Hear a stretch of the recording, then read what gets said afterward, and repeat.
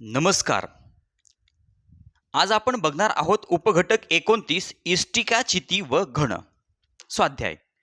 स्वाध्यायाला सुरुवात करण्या अगोदर या टॉपिकमध्ये आपण इष्टिका, चिती आणि घन यांना असणारी पृष्ठे, शिरोबिंदू आणि कडा यांचा अभ्यास करणार आहोत. इष्टिका चितीला 6 पृष्ठे असतात, 8 शिरोबिंदू असतात व 12 कडा असतात. त्याचप्रमाणे घनाला सुद्धा 6 पृष्ठे असतात, 8 शिरोबिंदू असतात आणि 12 कडा असतात. चला आता आपण सुरुवात करूया स्वाध्यायाला. प्रश्न नंबर 1. पुढीलपैकी कोणत्या वस्तूची सर्व पृष्ठे चौरसा आकार असतात? आता मित्रांनो, कोणत्या वस्तूची सर्व पृष्ठे चौरसा आकार असतात?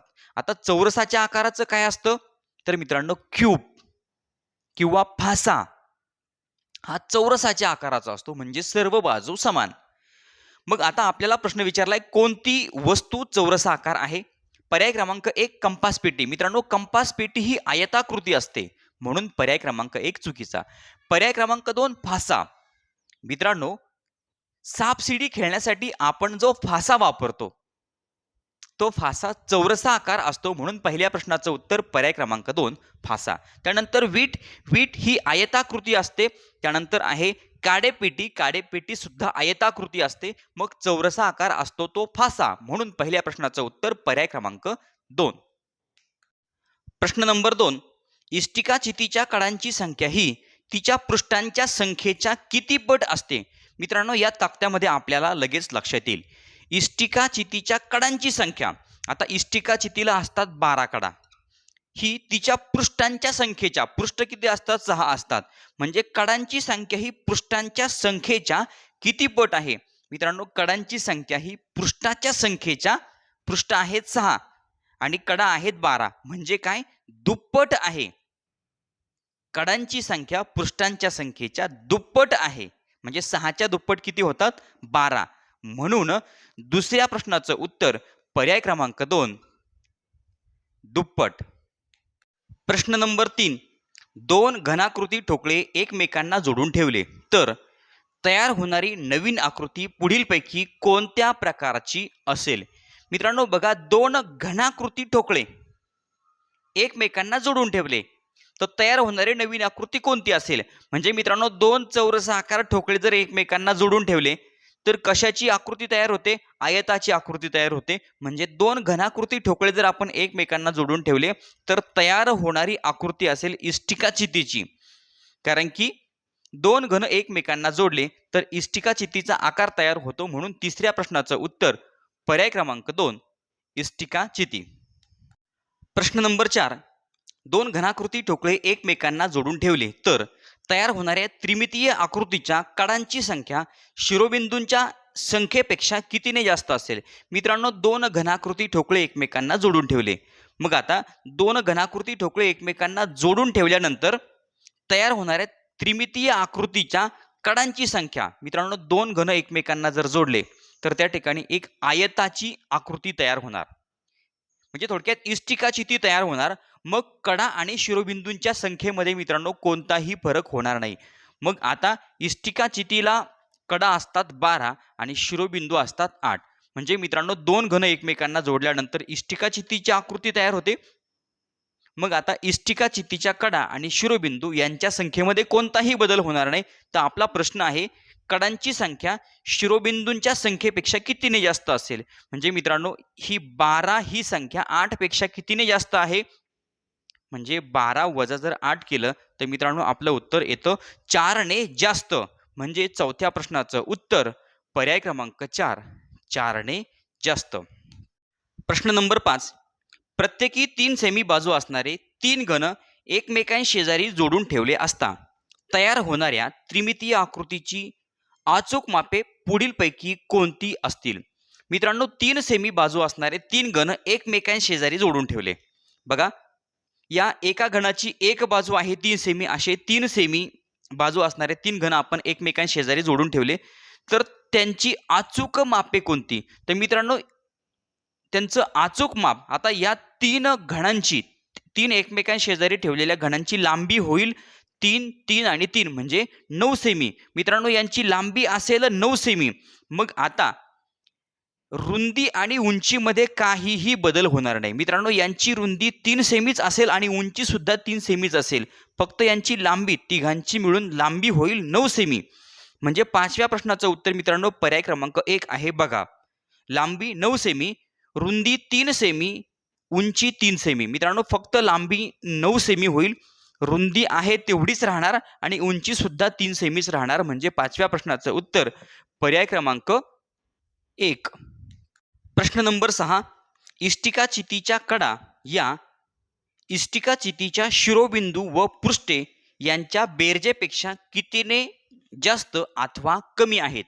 मित्रांनो इष्टिका चितीच्या कडा, इष्टिका चितीला आहे 12 कडा, या शिरोबिंदू व पृष्ठे यांच्या बेरजेपेक्षा, शिरोबिंदू आहेत 8 आणि पृष्ठे आहे 6, या दोघांच्या बेरजेपेक्षा कितीने जास्त अथवा कमी आहे? आता शिरोबिंदू आणि पृष्ठ यांची बेरीज किती होईल? 8 आणि 6 14. म्हणजे 12 ही संख्या 14 पेक्षा कितीने जास्त अथवा कमी आहे? तर मित्रांनो 12 ही संख्या 14 पेक्षा 2 ने कमी आहे. म्हणजे 6व्या प्रश्नाचं उत्तर पर्याय क्रमांक 3 2 ने कमी. प्रश्न नंबर 7. पुढीलपैकी कोणते विधान असत्य आहे? मित्रांनो चुकीचं विधान आपल्याला ओळखायचं. पर्याय क्रमांक 1. इष्टिका चितीला 6 पृष्ठे असतात. मित्रांनो बघा इष्टिका चितीला 6 पृष्ठे असतात. पर्याय क्रमांक 1 बरोबर. पर्याय क्रमांक 2 आहे इष्टिका चितीला 8 शिरोबिंदू व 12 कडा असतात. इष्टिका चितीला 8 शिरोबिंदू आणि 12 कडा असतात. म्हणजे पर्याय क्रमांक 2 सुद्धा आहे बरोबर. त्यानंतर पर्याय क्रमांक 3. इष्टिका चितीची समोरासमोरील पृष्ठे समान असतात.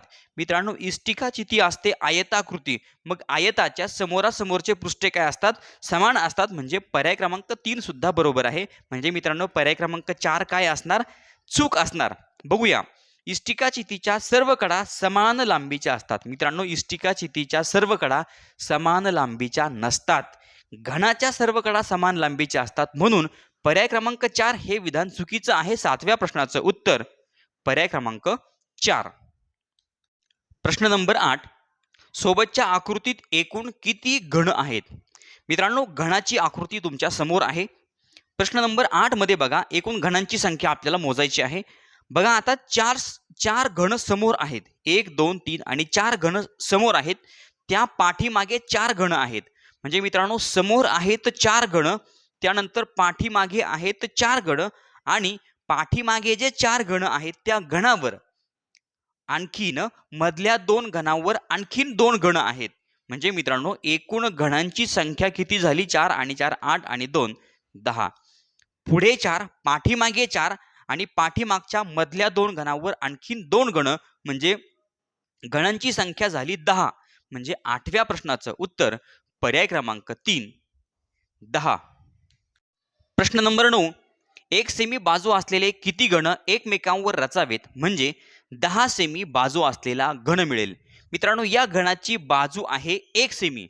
मग आता 1 सेमी बाजू असलेले किती घन एकमेकांवर रचावेत म्हणजे 10 सेमी बाजू असलेला घन मिळेल.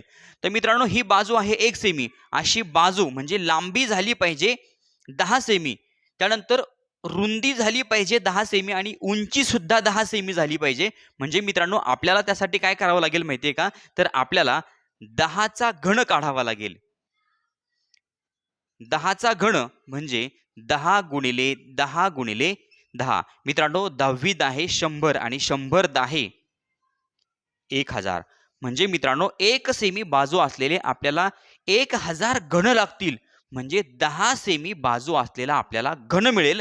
म्हणजे 9व्या प्रश्नाचं उत्तर पर्याय क्रमांक 4 1000. प्रश्न नंबर 10. एका घनाकृती पेटीच्या उभ्या पृष्ठाचे क्षेत्रफळ 36 चौरस सेमी आहे तर तिच्या तळाच्या पृष्ठाचे क्षेत्रफळ किती असेल? मित्रांनो घनाकृती पेटी आहे. घन म्हटलं की सर्व बाजू मित्रांनो समान लांबीच्या असतात. मग आता उभ्या पृष्ठाचं क्षेत्रफळ आहे 36 चौरस सेमी, तर तळाच्या पृष्ठाचं क्षेत्रफळ किती असेल? मित्रांनो घन म्हटलं की सर्व पृष्ठे समान लांबीची असतात. मग आता उभ्या पृष्ठाचं क्षेत्रफळ 36 चौरस सेमी असेल म्हणजे मित्रांनो तळाच्या पृष्ठाचं क्षेत्रफळ सुद्धा 36 चौरस सेमीच असेल. घनाला 6 पृष्ठे असतात त्या 6ही पृष्ठांचं क्षेत्रफळ प्रत्येकी 36 चौरस सेमीच असेल. म्हणून 10व्या प्रश्नाचं उत्तर पर्याय क्रमांक 2 36 चौरस सेमी.